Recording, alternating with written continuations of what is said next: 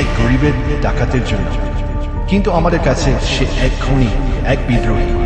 রঘু ডাকাতকে না থামালে এই মাটি কখনো শান্ত হবে না।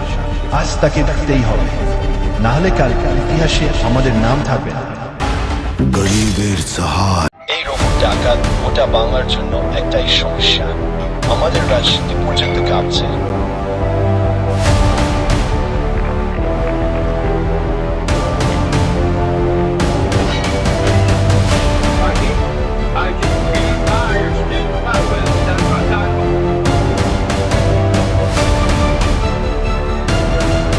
আমার নাম শুনলেই ভূমিরা কাঁপে আর গরিবেরা হাসে।